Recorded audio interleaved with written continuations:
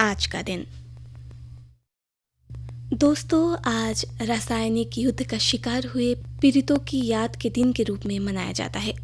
भारत और विश्व इतिहास में 30 नवंबर का अपना ही एक खास महत्व है, क्योंकि इस दिन कई महत्वपूर्ण घटनाएं घटी जो हमारे इतिहास के पन्नों में हमेशा के लिए दर्ज होकर रह गई।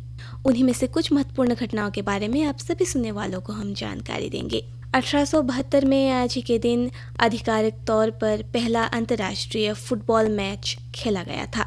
आज ही के दिन 2000 में प्रियंका चोपड़ा मिस वर्ल्ड बनी थी। प्रसिद्ध वैज्ञानिक जगदीश चंद्र बोस का जन्म आज ही के दिन 1858 में हुआ था। आज ही के दिन भारतीय इतिहासकार रोमिला थापर का जन्म 1931 में हुआ था। अंग्रेजी और बांग्ला भाषा के प्रसिद्ध लेखक रमेश चंद्र दत्त का निधन आज ही के दिन 1909 में हुआ था। प्रसिद्ध वैज्ञानिक गुरुजादा अप्पा राव का निधन 1915 में आज ही के दिन हुआ था। हिंदी फिल्मों की प्रसिद्ध पार्श्व गायिका सुधालाल का जन्म 1936 को आज ही के दिन हुआ था। भारतीय वैज्ञानिक एवं स्वदेशी आंदोलन प्रणेता राजीव दीक्षित का निधन आज ही के दिन 2010 में हुआ था। हिंदी की प्रसिद्ध वैज्ञानिक मैत्रेयी पुष्पारा का जन्म 1944 को आज ही के दिन हुआ था। दोस्तों, जैसा कि मैंने आप सभी को बताया, आज रासायनिक युद्ध की याद के दिन के रूप में मनाया जाता है। तो आइए इस दिन के बारे में आप सभी सुनने वालों को जानकारी देते हैं। संयुक्त राष्ट्र द्वारा वर्ष 2005 के बाद से हर साल 30 नवंबर को यानी कि आज ही के दिन रासायनिक युद्ध के सभी पीड़ितों के लिए स्मरण दिवस यानी रासायनिक युद्ध की याद के दिन के रूप में मनाया जाता है। इस दिन रासायनिक युद्ध के शिकार लोगों को शांति, सुरक्षा और बहुपक्षवाद के लक्ष्य के लिए श्रद्धांजलि अर्पित की जानी चाहिए। रासायनिक युद्ध का पहला स्मरण दिवस 2005 में आयोजित किया गया था। रासायनिक निरस्त्रीकरण के लक्ष्य को प्राप्त करने का महत्वपूर्ण प्रयास रासायनिक हथियार सम्मेलन के समापन के दौरान एक शताब्दी से अधिक समय पहले शुरू हुआ था। प्रथम विश्व युद्ध के दौरान बड़े पैमाने पर रासायनिक मसालों का उपयोग किया गया था, जिसके परिणाम स्वरूप 1 लाख से अधिक लोगों की मृत्यु हो गई थी।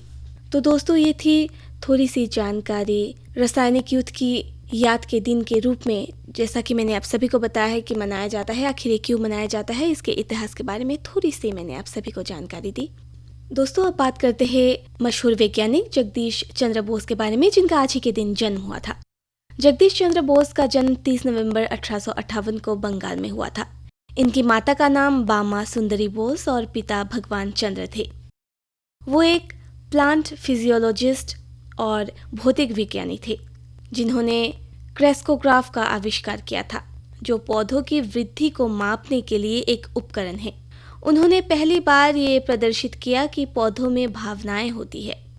अगर हम उनकी शिक्षा के बारे में बात करें, उन्होंने यूनिवर्सिटी कॉलेज लंदन से बीएससी, जो वर्ष 1883 में लंदन विश्वविद्यालय से संबद्ध था, और वर्ष 1884 में कैम्ब्रिज विश्वविद्यालय से बीए किया था। अगर हम उनके वैज्ञानिक योगदान के बारे में बात करें, वो एक जीव विज्ञानी, भौतिक विज्ञानी, वनस्पति शास्त्री और साइंस फिक्शन के लेखक थे। जगदीश चंद्र बोस ने वायरलेस संचार की खोज की और उन्हें institute of electrical and electronics engineering द्वारा रेडियो साइंस के जनक के रूप में नामित किया गया। जगदीश चंद्र बोस को व्यापक रूप से माइक्रोवेव रेंज में विद्युत चुंबकीय संकेतों को उत्पन्न करने वाला पहला व्यक्ति माना जाता है। जगदीश चंद्र बोस भारत में प्रयोगात्मक विज्ञान के विस्तार के लिए उत्तरदायी थे। जगदीश चंद्र बोस को बंगाली साइंस फिक्शन का जनक माना जाता है। उनके सम्मान में चंद्रमा पर एक क्रेटर का नाम रखा गया है। उन्होंने बॉस इंस्टीट्यूट की स्थापना की, जो भारत का एक प्रमुख अनुसंधान संस्थान है। वर्ष 1917 में स्थापित ये संस्थान एशिया में पहला विषय अनुसंधान केंद्र था।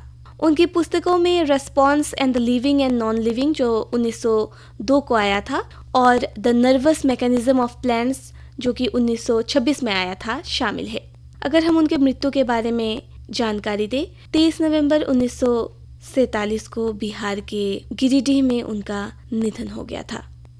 तो दोस्तों, ये थी थोड़ी सी जानकारी वैज्ञानिक जगदीश चंद्र बोस के बारे में, और ये जानकारी आज के लिए बस इतना ही।